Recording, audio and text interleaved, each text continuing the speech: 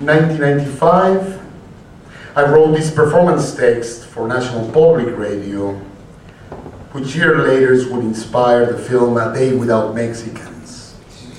I haven't performed it in 12 years, but I reread it last week and it seemed more pertinent than ever. What if H.G. Wells had been Chicano? Imagine one of the possible immediate futures in a typical US city. That is to say, a city full of immigrants, people of color, and people who speak other languages like Spanish. You perceive yourself as an angry white male, but no one knows about it. Not even your beautiful Hispanic wife or your interracial kids. Close your eyes and just imagine. You wake up one day and go to work. You need to stop for gas, but the gas station is closed. You don't know that all the attendants went back to their homeland the day before. You drive around looking for an open gas station until you run out of gas. You call a cab, but there are no cabs because the drivers, mainly Latino, quit the day before. Somehow, you make it to the office to find your colleagues watching TV in total disbelief. The president is pleading for all unemployed Anglos and African Americans to show up immediately to the closest emergency labor recruitment center. The country is paralyzed, total brownout. The disappeared Latino labor force must be replaced overnight. At lunchtime, you discover that most restaurants are closed.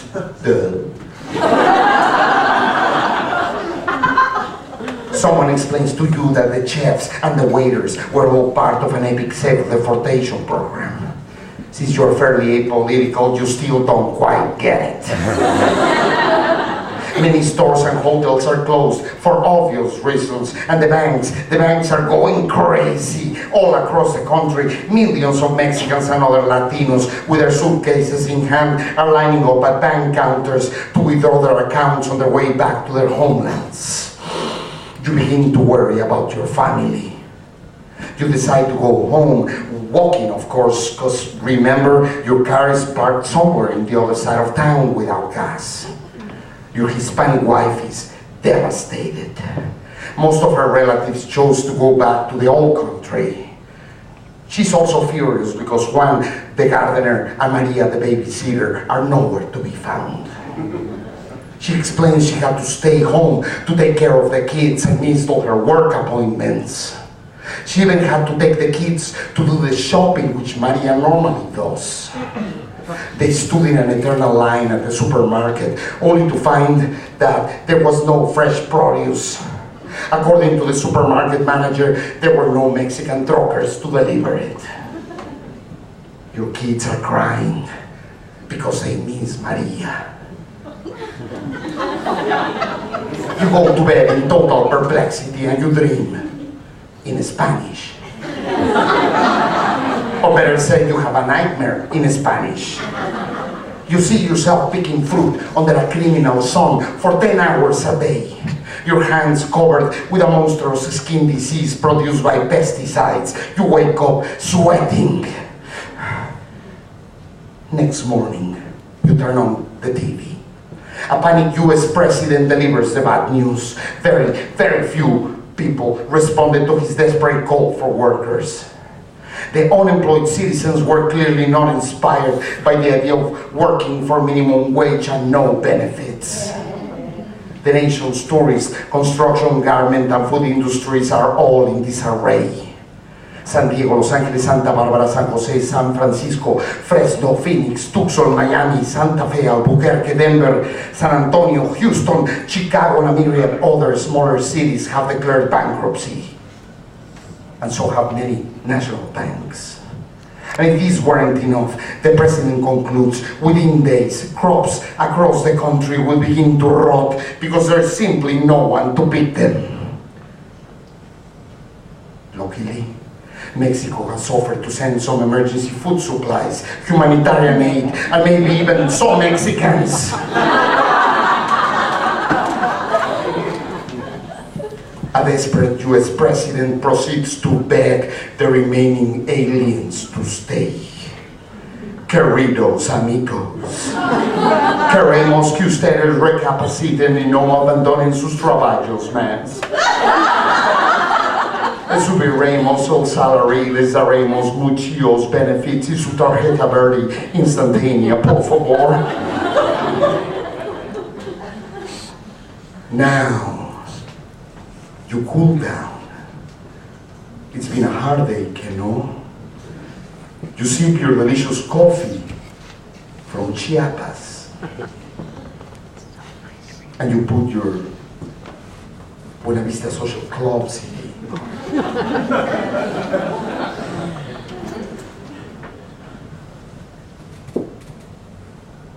You know,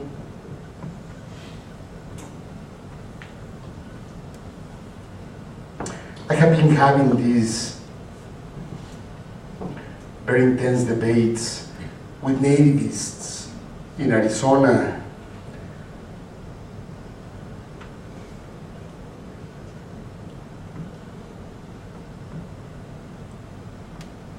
I just had this conversation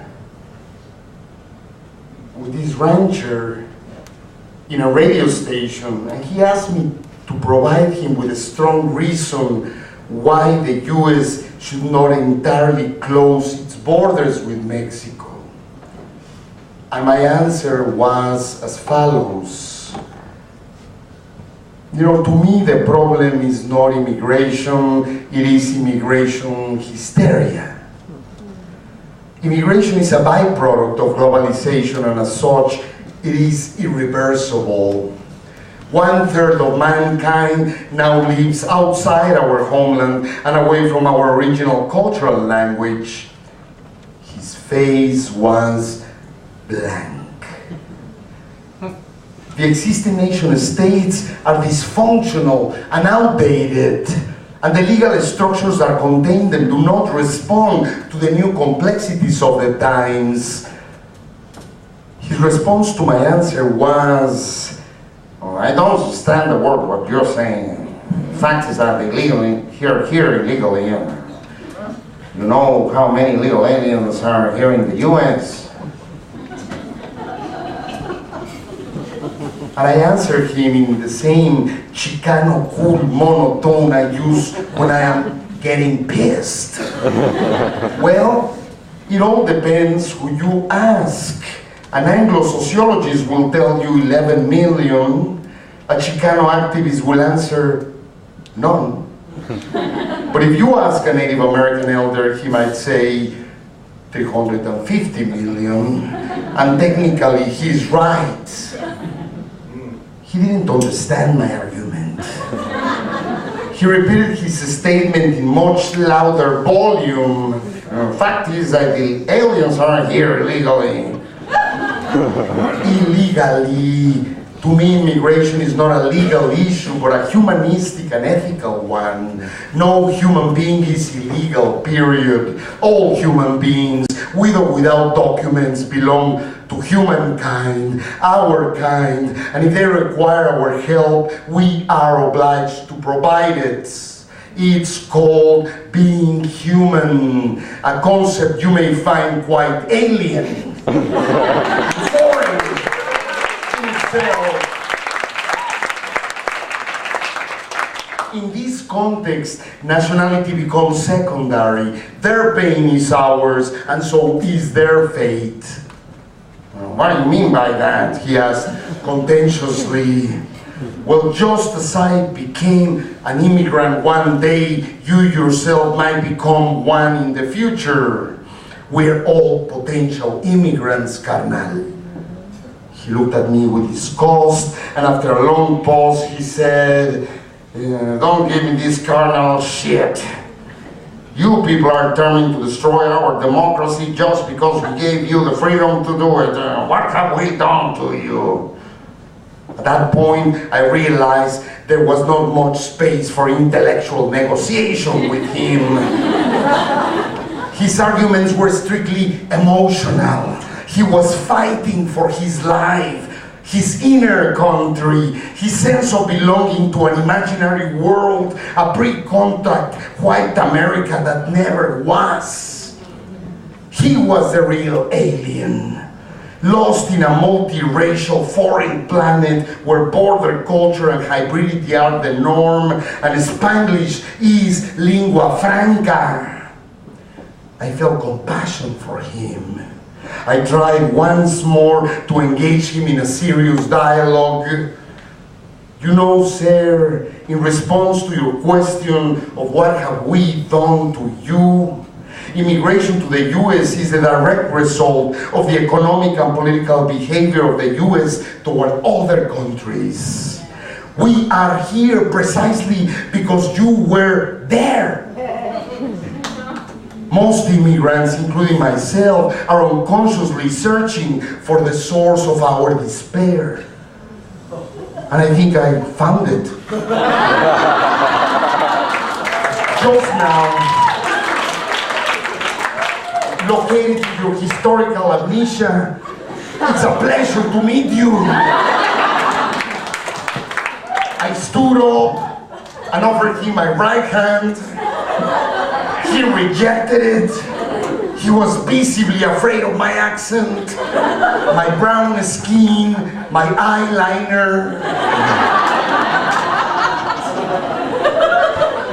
In his eyes, I was a crypto-mammal, a gigantic rabbit chihuahua morphing in and out of Godzilla with a mariachi hat.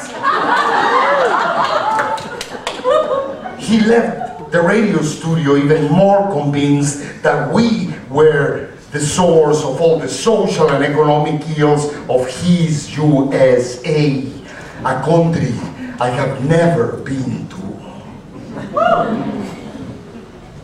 Is there a way out of this historical stalemate? Thank you.